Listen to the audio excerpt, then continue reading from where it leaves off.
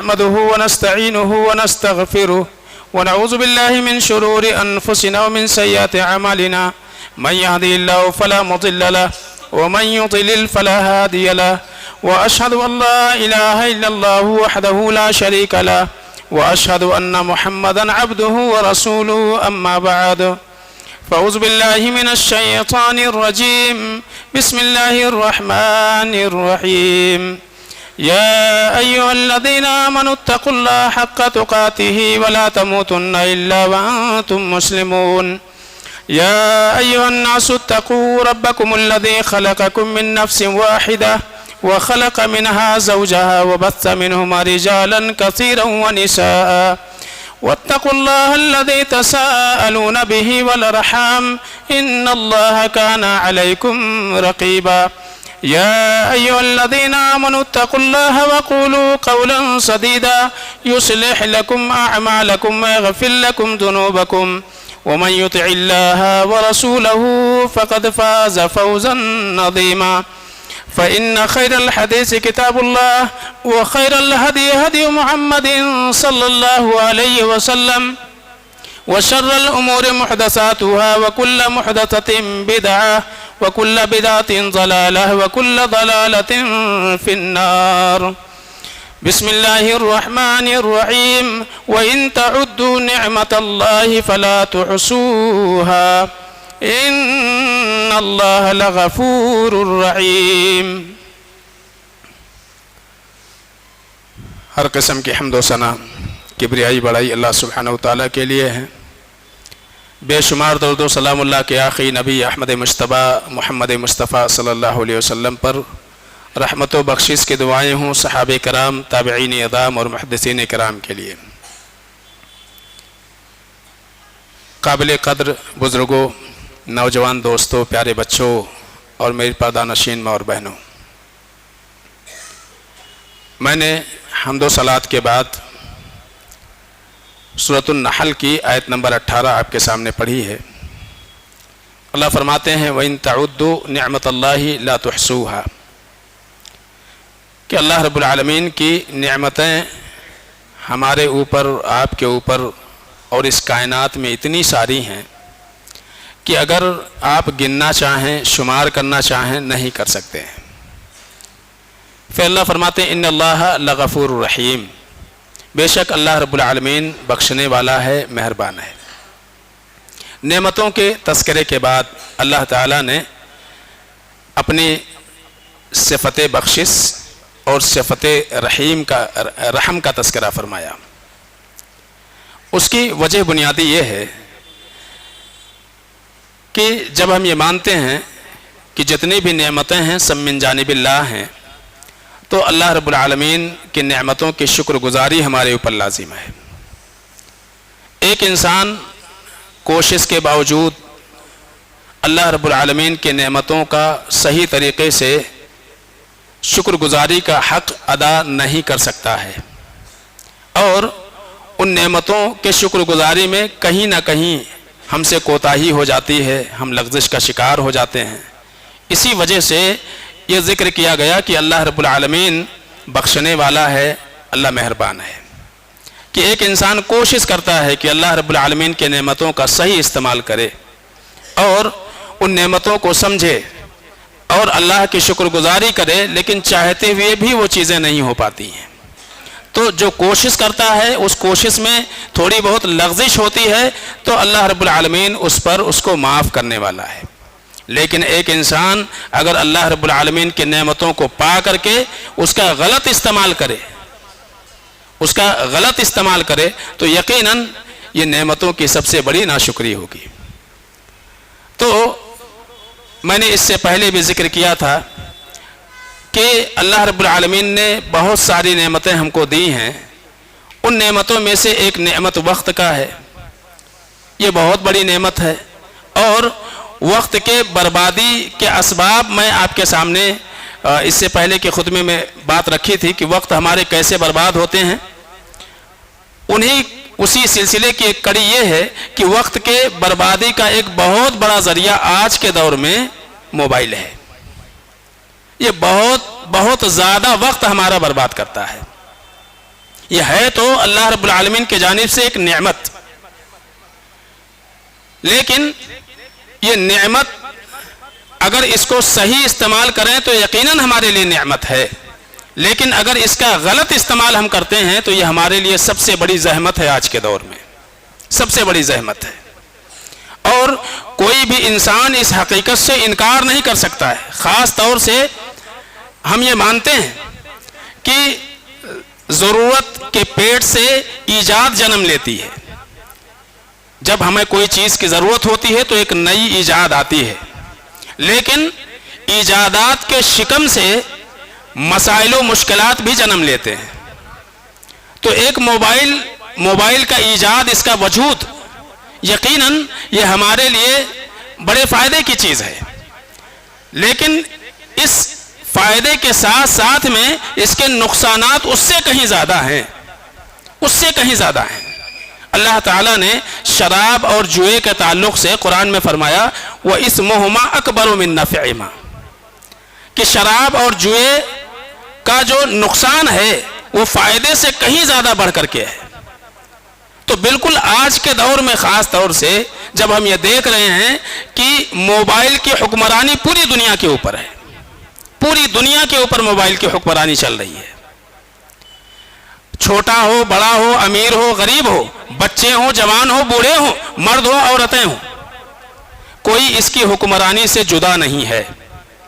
ہر کسی کے پاس، اور خاص طور سے لاک ڈاؤن کے ایام میں اور اس کے بعد جو آن لائن کلاسز شروع ہوئے، اس کی وجہ سے بچوں کے ہاتھ میں تو موبائل پہنچ گئے، اور اس کا بہت بڑا نقصان ہوا۔ ایک فائدے کے تحت کہ آن لائن کلاسز ہوں گے، اس سے ایجوکیشن کو فائدہ ہوگا، جو نقصان ہوا اس نقصان کی کچھ بھرپائی ہوگی، لیکن اس کے بعد جو سلسلہ شروع ہوا اس نے بچوں کا بالکل جو پرزنٹ ہے، ان کا جو حال ہے وہ خراب کر کے رکھ دیا ہے کہ آج ہر بچے کے ہاتھ میں موبائل ہے۔ تو میں نے کہا اس کی جو حکمرانی ہے، اس کا جو رقبہ ہے بڑا وسیع ہے، وہ صرف گھروں تک محدود نہیں، بلکہ آپ دیکھیے کہ موبائل سے چند گھڑی کے لیے بھی جدا ہونا آدمی گوارا نہیں کرتا ہے، اس کے بغیر اپنے آپ کو تنہا محسوس کرتا ہے، یا ایسی لت لگ چکی ہے۔ اگر وہ اس کا موبائل گھر پہ رہ گیا یا بھول گیا تو وہ مجلس میں بھی، بھیڑ میں بھی اپنے آپ کو تنہا محسوس کرتا ہے، کچھ تو رہ گیا۔ کوئی بچھڑ جائے اتنا غم نہیں ہوتا، موبائل بچھڑ جائے بہت زیادہ ٹینشن ہو جاتا ہے۔ تو آج یہ ہماری حالت ہے موبائل کو لے کر کے خاص طور سے۔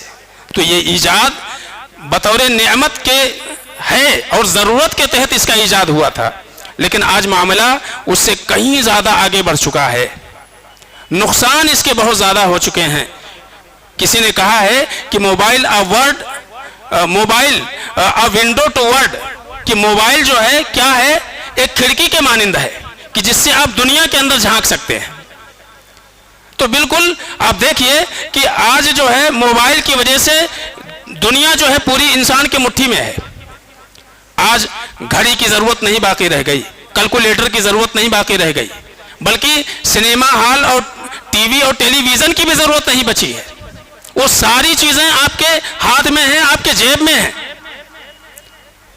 تو کہیں نہ کہیں بہت ساری چیزوں کے ضروریات کو ایک چیز میں لا کر کے ضم کر دیا گیا، یہ ٹھیک ہے اپنی جگہ پر، لیکن اس کا استعمال جو ہو رہا ہے بہت ہی غلط طریقے سے ہو رہا ہے، بہت ہی غلط ہو رہا ہے۔ آپ دیکھیے کہ بچے وقت سے پہلے بالغ ہو رہے ہیں، بے حیائیاں بد اخلاقیاں سماج اور معاشرے کے اندر بہت تیزی کے ساتھ بڑھ رہی ہیں، غیر محرموں کے ساتھ ربط و تعلق کا جو سلسلہ ہے بڑی تیزی کے ساتھ اس کی وجہ سے بڑھ رہا ہے۔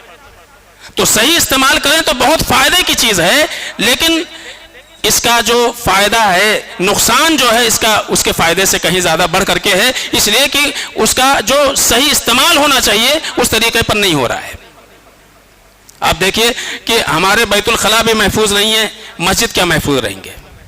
وہاں بھی ہم جا رہے ہیں، وہاں بھی ہمارے ساتھ میں ہے، مسجد میں آ رہے ہیں وہاں بھی ہمارے ساتھ میں ہے، تو کہیں خالی نہیں، کوئی دنیا کا کوئی خطہ خالی نہیں ہے اس کی حکمرانی سے، اتنا زیادہ پھیل چکا ہے۔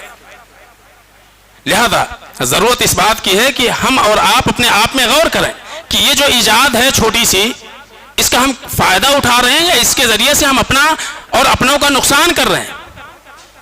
یہ غور کرنے کی چیز ہے. تو بہت سارے فوائد ہیں, بہت سارے نقصانات ہیں. میں چند چیزیں بحیثیت نعمت کا میں ذکر کروں گا کہ ہم جو ہے اس کا استعمال اگر صحیح سے کریں تو ہمارے لیے نعمت ہے, اور اگر غلط طریقے سے کریں تو بہت بڑی زحمت ہے, بہت بڑی زحمت ہے. تو سب سے پہلے ہم یہ جانیں گے کہ اس کا صحیح استعمال کیا ہے اور صحیح طریقے سے ہم اس کو کیسے استعمال کر سکتے ہیں, کیونکہ بہت سارے لوگ غلط استعمال کرتے ہیں. تو پہلی چیز خاص طور سے کہ یہ باہمی ربط و تعلق میں آسانی کا ایک بہت بڑا ذریعہ ہے. آپسی ربط و تعلق کا ایک بہت, اس میں آسانی کا بہت جو ہے ایک ذریعہ ہے, بہت بڑا آسانی ہو گئی اس کے ذریعے سے. آپ یہاں بیٹھ کر کے دنیا کے کسی بھی کونے میں اپنوں سے منٹوں میں سیکنڈوں میں ربط و تعلق کر سکتے ہیں, بات چیت کر سکتے ہیں, ان کو دیکھ سکتے ہیں, ان کے خیر خیریت دریافت کر سکتے ہیں. تو صلہ رحمی کا ایک بہت بڑا ذریعہ ہے کہ آپ جہاں پہنچ نہیں سکتے تھے, سالوں میں آپ کو چھٹی ملتی تھی تو پھر آپ اپنوں سے جا کر کے مل سکتے تھے, لیکن روز, ہفتوں میں, مہینوں میں آپ اپنوں سے ربط و تعلق کر سکتے ہیں. بڑی آسانی ہو گئی ہے. میسیجز بھیج سکتے ہیں, ان کے حال احوال سے آپ منٹوں میں سیکنڈوں میں باخبر ہو سکتے ہیں. اللہ کے نبی صلی اللہ علیہ وسلم نے فرمایا من احب ان یبسط له فی رزقه وینسع له فی اثره فلیصل رحمه.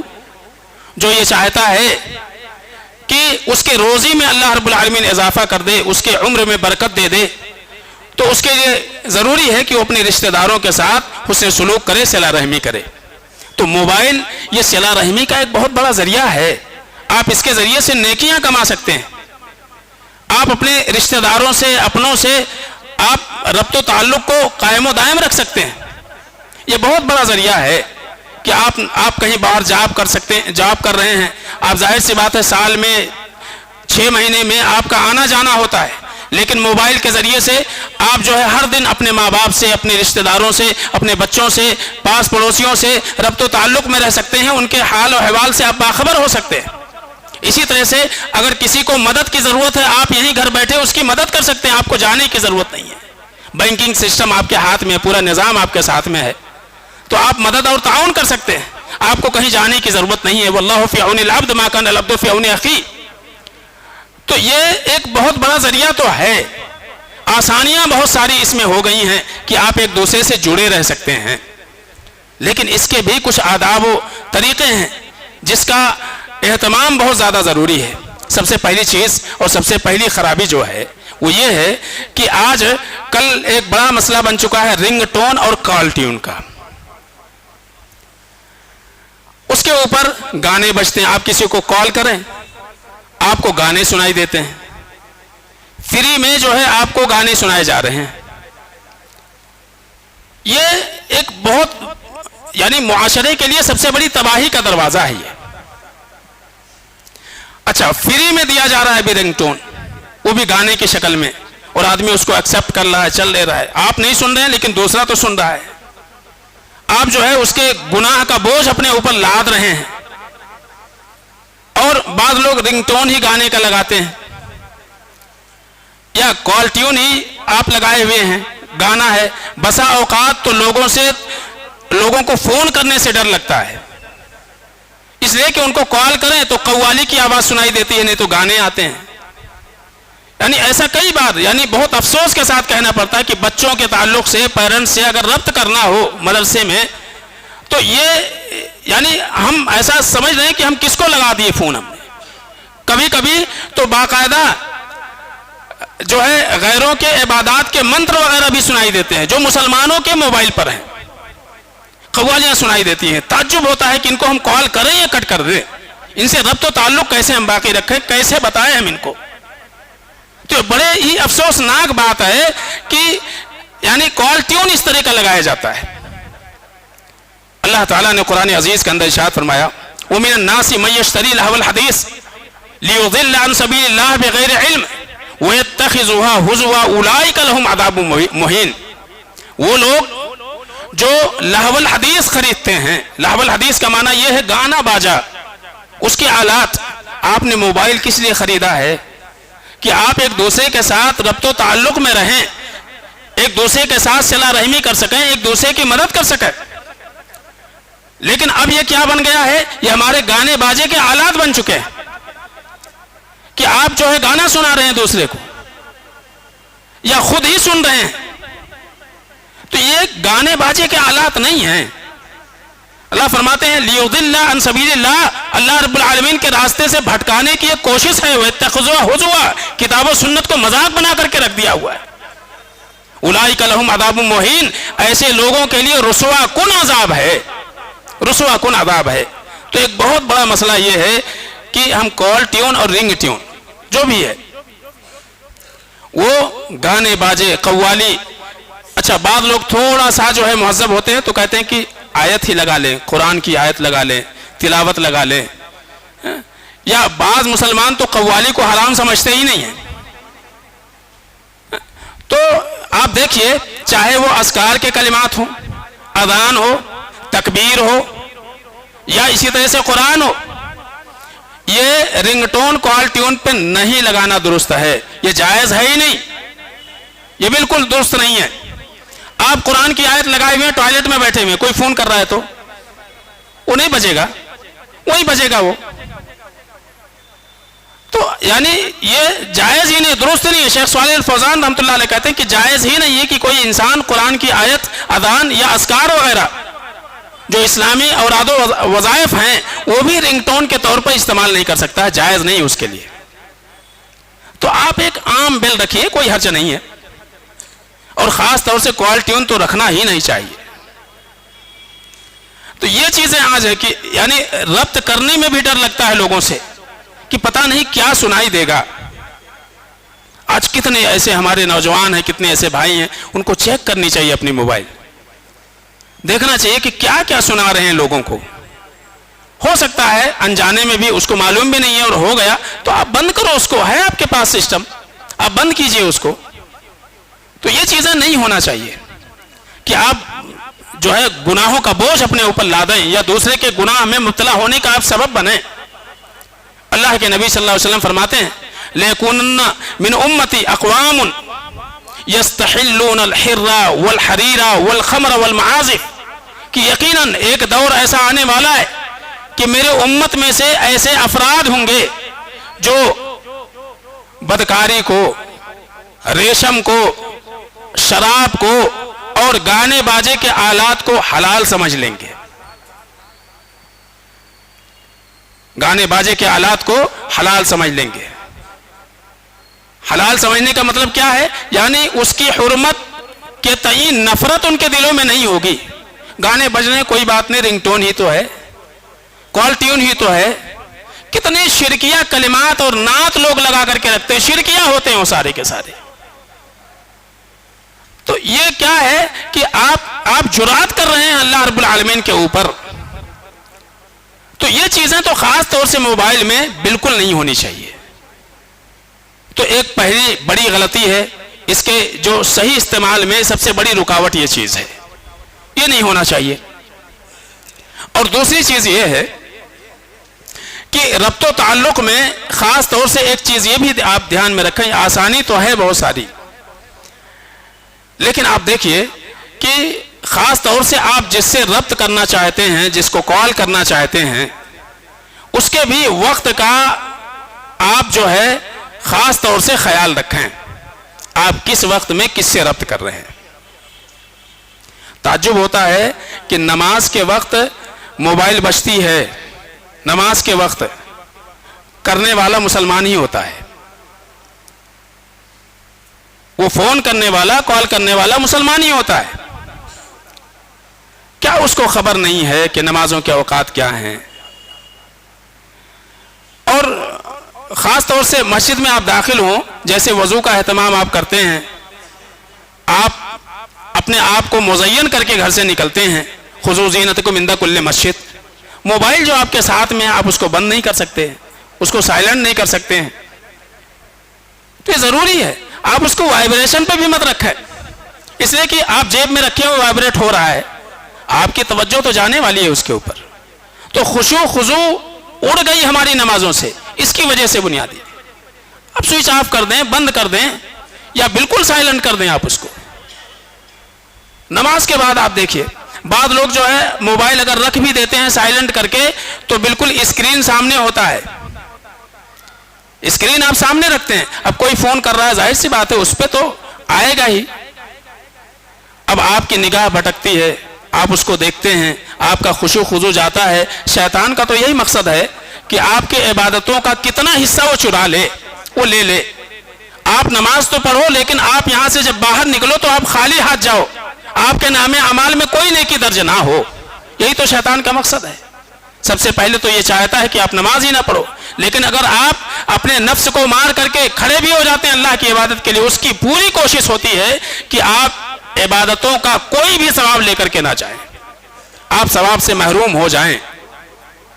آپ موبائل بھی رکھیں، اگر رکھتے ہیں تو آپ الٹا کر کے رکھ دیں، اسکرین نیچے رکھیں۔ کبھی کبھی میری نگاہ پڑتی ہے تو میں منع کرتا ہوں عمومی طور سے کہ آپ ایسا مت رکھیے۔ اگر اتفاق ایسا ہوا کہ آپ کی بیل بج رہی ہے، سائلنٹ کرنا بھول گئے، نکال کر کے بند کر دیجئے، اس کو بند کیجئے۔ ایسا نہیں کہ اس کو دیکھیے کون کر رہا ہے اس کے بعد پھر بند کیجئے، ایسے بھی لوگ کرتے ہیں، جیب میں سے نکالا دیکھا اس کے بعد پھر بند کر رہے ہیں۔ تو آپ نماز پڑھ رہے ہیں، آپ کا ربط و تعلق اللہ سے جڑا ہوا ہے۔ جب آپ نے اپنا تعلق رب سے جوڑ لیا ہے تو لوگوں سے جوڑنے کی ضرورت نہیں ہے، اور ایسا بھی نہیں ہو سکتا کہ آپ لوگوں سے بھی جڑے رہیں رب سے بھی جڑے رہیں، کوئی فائدہ نہیں ہونے والا ہے۔ اگر آپ حالت نماز میں لوگوں سے جڑے تو پھر آپ لوگوں سے جڑے تو پھر شیطان سے جڑیں گے، رب سے آپ کا تعلق ٹوٹ جائے گا، ختم ہو جائے گا۔ تو جو اللہ کے نبی صلی اللہ علیہ وسلم نے فرمایا کہ میری اس امت سے سب سے پہلی چیز جو اٹھائی جائے گی وہ خشوع خضوع ہوگی نمازوں سے، تو آج ہمارے نمازوں سے یہ چیز خاص طور سے اس موبائل کی وجہ سے خشوع خضوع ہمارا چلے گیا ہے۔ کتنے لوگ جو ہے اذکار کی پابندی نہیں کر پاتے، موبائل بج گئی تھی، وائبریشن ہو رہا تھا، اب ان کو چین نہیں ہے، وہ انتظار کرتے ہیں کہ امام صاحب سلام پھیریں، اور سلام پھیرے تو پھر پیچھے راستہ دیکھتے ہیں کہاں سے نکلنے کا راستہ ہے۔ اذکار کرنا ہی نہیں ہے جو اللہ کے نبی صلی اللہ، آپ تو عبادت کرنے کے لیے آئے تھے، کیا نقصان ہو جائے گا آپ کا تھوڑی دیر میں؟ کروڑوں اربوں خربوں کا نقصان ہو گیا، لیکن سب سے بڑا نقصان تو آپ اپنی آخرت کا کر رہے ہیں۔ کچھ دیر چند منٹ بیٹھ کر کے آپ اذکار نہیں کر سکتے، بس امام صاحب کے سلام، اور بعض لوگ ان کو جلدی نکلنے کا رہتا ہے، اس لیے جماعت کھڑی ہو رہی ہے، سب بن رہی ہے، سب بن رہے، وہ انتظار کرتے کونے میں ہم کو کھڑا ہونا ہے، بالکل صف کے آخر میں، کیوں؟ وہاں سے نکلنے میں آسانی ہوتی ہے۔ وہ اس لیے یعنی سب بندی ہو رہی ہے، پہلی صف میں ان کو جگہ مل سکتی ہے، پہلے صف پہ اللہ کے نبی صلی اللہ علیہ وسلم نے رحمت کی دعا کی ہے، لیکن نہیں، پیچھے کھڑے ہوں گے، یہ انتظار کرتے ہیں کہ سب بھرے گی تو سب سے آخر میں رہیں گے۔ کیا پتا جوتے چورے ہو رہے ہیں، چپل چوری ہو رہی، کیا ڈر ہے معلوم نہیں، تو اتنا جلدی بھاگنے کی کوشش کرتے ہیں اور آخری کونا پکڑنے کی کوشش کرتے ہیں تاکہ وہاں سے نکلنے میں آسانی ہو۔ سلام پھیرے نہیں کہ نگاہ پیچھے کہاں سے نکلنے کا راستہ ہے، ایسا لگ رہا تھا کہ آپ بدھے ہوئے ہیں۔ اسی لیے کہا گیا کہ آپ نماز کے لیے، عبادتوں کے لیے آؤ تو آپ اپنی جملہ ضروریات سے فارغ ہو کر کے آؤ، تاکہ یہ جو وسوسے اور خیالات جس سے آپ کی عبادت میں خلل پیدا ہو، جو ہے وہ چیزیں نہ رہیں، وہ آپ کو لاحق نہ ہو۔ بھوک لگی رہے تو آپ کھانا کھا کے آئے جائے کرو، پیشاب پیخانے کی ضرورت ہے پہلے فارغ ہو لو، لیکن یہاں یہ چیزیں نہیں ہیں۔ یہاں تو یعنی بس رب سے 5 منٹ کا تعلق، باقی پوری دنیا سے ہمیشہ کا تعلق، تو جس سے سب سے زیادہ ربط و تعلق ہونا چاہیے اس سے ہمارے تعلقات کا جو وقت ہے وہ بڑا محدود ہو چکا ہے، بہت کم ہو چکا ہے۔ تو آسانیاں بہت ساری ہیں، تو ایک خرابی سب سے بڑی یہ ہے کہ رنگ ٹون اور کال ٹون یہ آپ بند کرو، عام بیل لگاؤ، سادہ بیل لگاؤ، بہت تیز مت لگاؤ، جس سے آپ کو سنائی دے دے، آپ سمجھ جائیں کہ آپ سے کوئی ربط رکھنا چاہتا ہے، کوئی تعلق قائم کرنا چاہتا ہے، کوئی آپ سے بات کرنا چاہتا ہے، اس حد تک اس کا آپ استعمال کریں۔ اسی طرح سے آپ دیکھیے کہ جب آپ کسی کو کال کرتے ہیں تو گویا کہ آپ اس سے اجازت طلب کر رہے ہیں کہ میں آپ سے بات کرنا چاہتا ہوں۔ یہ کیا ہے؟ یہ اجازت ہے، وہ سامنے والا اجازت دے، یعنی آپ کا کال اٹھائے، بات کر لو، تو اجازت ہے یہ، اب آپ نے ایک بار کال لگایا نہیں اٹھایا، 2 بار کال لگایا نہیں اٹھایا، تیسری بار کال لگایا نہیں اٹھایا. کتنے لوگ ایسے ہیں کہ آپ دیکھیں گے کہ اگر موبائل سائلنٹ ہے تو 10 مس کال ہیں اس کے اوپر ایک ہی آدمی کے، نہیں اٹھایا پھر لگا رہے ہیں، نہیں اٹھایا پھر لگا رہے ہیں، نہیں اٹھایا پھر لگا رہے ہیں. یہ ہو رہا ہے، سب کے ساتھ میں ہو رہا ہے. ایک ہی آدمی کے 10 مس کال آپ کو دیکھیں گے، ایک کے بعد ایک. اجازت کا طریقہ کیا ہے؟ اللہ تعالیٰ نے فرمایا سورہ نور میں، یا ایھا الذین آمنوا لا تدخلوا بیوتا غیر بیوتکم حتی تستأنسوا وتسلموا علی اہلہا. کہ اے ایمان والو، اپنے گھر کے علاوہ دوسروں کے گھروں میں بغیر اجازت کے مت جاؤ، اور جب بھی داخل ہو تو داخلے سے پہلے ایک تو اجازت لے لو اور اس کے بعد سلام کر لو. اجازت لے لو اور سلام کر لو.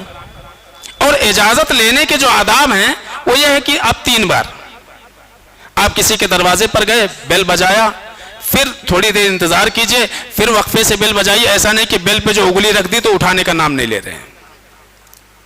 تو بالکل یہی حال موبائل کا ہے کہ آپ فون پہ فون، کال پہ کال کرتے جا رہے ہیں. ہو سکتا ہے سامنے والا مصروف ہو سکتا ہے نماز میں ہو سکتا ہے قرآن کی تلاوت کر رہا ہو سکتا ہے کسی اہم مجلس میں ہو، آپ کا کال نہیں اٹھا سکتا ہو. تو وقفے سے آپ بیل بجاتے ہیں، بجائیے. اور 3 بار آپ کو اجازت ہے، بس 3 بار. اب کسی کو کال کرنا چاہتے ہیں 3 ہی بار کیجئے نا، اجازت مانگ رہے ہیں آپ اس سے 3 بار.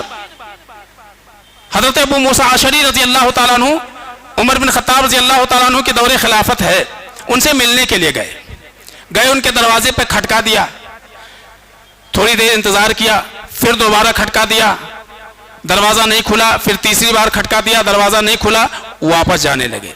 جیسے ہی چند قدم گئے تھے عمر بن خطاب رضی اللہ عنہ فوراً دروازہ کھولا اور ابو موسیٰ اشعری کو جا کر کے پکڑا. دروازہ کھٹکھٹائے تو کیوں واپس جا رہے؟ کہا کہ میں واپس اس لیے جا رہا ہوں امیر المومنین کیونکہ اللہ کے نبی صلی اللہ علیہ وسلم نے کہا ہے کہ 3 مرتبہ آپ اجازت طلب کیجئے، دروازہ کھٹکھٹائیے، اگر دروازہ نہ کھلے، سامنے والا اجازت اس کا مطلب نہیں دینا چاہتا ہے تو آپ واپس چلے جائیے. حضرت عمر بن خطاب رضی اللہ تعالیٰ نے کہا کہ تم نے انتظار کیوں نہیں کیا، رکے کیوں نہیں؟ کہا اللہ کے رسول صلی اللہ علیہ وسلم کا یہ طریقہ ہے. کہا میں تم کو چھوڑوں گا نہیں، مجھے دلیل چاہیے اور گواہی پیش کر کے لاؤ کہ اللہ کے نبی صلی اللہ علیہ وسلم نے واقعی ایسا کہا ہے. وہاں سے بھاگے. ابو سعید خدری رضی اللہ تعالیٰ عنہ کہتے ہیں کہ ہم ایک انصار کی مجلس میں بیٹھے ہوئے تھے، ہم نے دیکھا کہ ابو موسیٰ اشعری رضی اللہ تعالیٰ عنہ بڑی تیزی کے ساتھ ایسا لگ رہا تھا کہ دوڑتے ہانپ رہے ہیں وہ، اور آئے اور کہا کہ میں عمر بن خطاب رضی اللہ تعالیٰ عنہ کے پاس گیا تھا اور میرے ساتھ ایسا مسئلہ پیش آیا، اور انہوں نے کہا کہ گواہ نہیں لاؤ گے تو میں تم کو سزا دوں گا. کہ تم میں سے کوئی ایسا ہے کہ اللہ کے نبی صلی اللہ علیہ وسلم سے اجازت لینے کا یہ حکم سنا ہو؟ سب سے چھوٹے عمر کے ابی بن کعب رضی اللہ تعالیٰ عنہ تھے. وہ اٹھے، کہا کہ میں گواہی دینے کے لیے تیار ہوں کیونکہ میں نے اللہ کے رسول صلی اللہ علیہ وسلم سے یہ بات سنی ہے. ان کو لے کر کے گئے، پھر حضرت عمر بن خطاب رضی اللہ تعالیٰ عنہ کے سامنے پیش کیا. انہوں نے بتایا کہ ہاں میں نے بھی اللہ کے نبی صلی اللہ علیہ وسلم سے یہ چیز سنی ہے. اس سے پتہ یہ چلا کہ دیکھو صحابی ہیں، صحابی نے ایک بات پیش کی اللہ کے رسول صلی اللہ علیہ وسلم کی، لیکن اس پہ بھی گواہی طلب کر رہے ہیں. دین کتنا اہم ہے کہ آپ کسی کی بھی بات کو، کوئی بھی بات کو دین سمجھ کر کے آپ اس کو موبائل پر اس پہ فارورڈ کرتے ہیں. تحقیق کرنے کی ضرورت نہیں ہے. وہ صحابی جھوٹ نہیں بول رہے تھے، بس وہ چاہتے تھے کہ اللہ کے رسول صلی اللہ علیہ وسلم کی بات عام ہو. گواہ طلب کیا، تم نے ایسا کیوں کیا؟ تو خاص طور سے یہ اجازت لینے کا طریقہ ہے کہ آپ کسی کے دروازے پر گئے تو وہاں اچھا. دوسری خرابی کیا ہے؟ آپ نے فون کیا، آپ سامنے والے کو پہچانتے ہیں، وہ آپ کو پہچانتا نہیں ہے. بعض دفعہ ایسا بھی ہوتا ہے فون کر کے السلام علیکم، وعلیکم السلام، پہچانے کیا؟ پہلی مرتبہ ربط و تعلق ہے، ٹھیک ہے کبھی ملاقات ہوئی ہوگی، پہچانے کیا؟ اب سامنے والا کیا کہے؟ یعنی اگر وہ یہ کہے نہیں پہچانتا ہوں تو بھی یہ ہوگا سامنے والا پھر بہت ساری باتیں سنا، ارے تم تو بھول گئے، ایسا ہو گیا ویسا ہو گیا، پتہ نہیں کیا کیا باتیں سنا دیتا ہے وہ. تو کبھی کبھی نہ پہچانتے ہوئے بھی بولتا ہاں پہچانے، اور کیا حال ہے، پوری لمبی بات ہو جاتی ہے، بعد میں پوچھتا کون تھا معلوم نہیں. ایسا بھی ہوتا ہے. حضرت جابر رضی اللہ تعالیٰ عنہ کہتے ہیں کہ میں اپنے والد کے اوپر جو قرضہ تھا میرے والد صاحب کے، اس کے سلسلے میں اللہ کے رسول صلی اللہ علیہ وسلم سے بات کرنے گیا. آپ کا دروازہ بند تھا، میں نے دروازہ کھٹکھٹایا، اندر سے آواز آئی کون؟ میں نے کہا میں ہوں۔ اللہ کے رسول صلی اللہ علیہ وسلم نے اندر سے کہا میں بھی ہوں، میں بھی ہوں، یعنی اللہ کے رسول صلی اللہ علیہ وسلم نے اس کو ناپسند فرمایا کہ کہے میں ہوں۔ بھائی آپ اپنا تعارف کرائیے، آپ کسی کو فون کر رہے ہیں، سامنے والے نے کال اٹھایا، بتائیے میں فلاں ہوں، یہ پوچھنے کی ضرورت ہے پہچانے کیا؟ نہیں پہچانے گا پھر اس کو لان تان آپ شروع کر دیں، ٹھیک ہے؟ تو یہ چیزیں درست نہیں ہیں۔ تو یہ کہ پہچانے کیا بولنے سے پہلے آپ خود اپنا تعارف کرواؤ، آپ بتا دو میں فلاں ہوں، پھر اپنی بات رکھو آپ۔ تو یہ چیزیں یہ طریقہ ہے جو اللہ کے نبی صلی اللہ علیہ وسلم نے بتائی ہے۔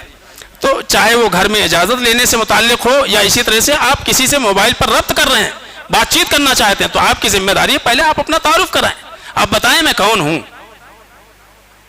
ممکن ہے آپ کا نمبر اڑ گیا ہو، ڈیلیٹ ہو گیا ہو، سامنے والا نہ دیکھ سکا ہو، یا اٹھا لیا ہو اس نے، یا آپ کسی وجہ سے آپ بیمار ہو، کچھ ہو، آپ کی آواز بدل گئی ہو، جس آواز میں سامنے والا پہچانتا وہ اسی آواز نہیں آ رہی آپ کی۔ تو بتانے سے پہلے جب آپ کال کریں تو آپ اپنا تعارف کرا دیں، بتا دیں، اور سلام سے ابتدا کریں، یہ ضروری ہے۔ ہیلو اور ہلو اور دنیا بھر کی چیزیں، اور اللہ حافظ اور گڈ بائے یہ سب کہنے سے بہتر کیا ہے؟ سلام بھی ابتدا سے ہونی چاہیے، سلام کا انقطاع بھی، بات کا انقطاع بھی سلام سے ہونی چاہیے۔ آج ایک بہت بڑا معاملہ چل چکا ہے اللہ حافظ، اللہ حافظ، یہ اللہ کے نبی صلی اللہ علیہ وسلم کے سنت سے ثابت نہیں ہے، یہ آپ کا طریقہ کار نہیں ہے۔ آپ سلام کی ابتدا یعنی کلام کی ابتدا ہی سلام سے کریں، اور سلام کا انقطاع، بات کا انقطاع بھی آپ کا سلام کے ساتھ ہونی چاہیے۔ بات ہو گئی السلام علیکم ورحمۃ اللہ، ختم، آپ وہاں منقطع کیجئے بات میں۔ تو ایسے کئی سارے آداب ہیں اور غلطیاں ہیں جو عمومی طور سے آداب کو اگر آپ چھوڑ دیں تو کئی ساری غلطیاں آج ہم موبائل کے اوپر کرتے رہتے ہیں۔ ایسی کئی ساری باتیں میں آپ کے سامنے انشاءاللہ اور بھی اس تعلق سے رکھنے کی کوشش کروں گا۔ اللہ سے دعا ہے کہ العالمین ہم سب کو سمجھنے عمل کرنے کی توفیق عطا فرمائے۔ بارک اللہ لنا ولکم فی القرآن الحکیم ونفعنا وإياکم بآیات الذکر الحکیم، انہ تعالی جواد کریم ملک رؤوف رحیم۔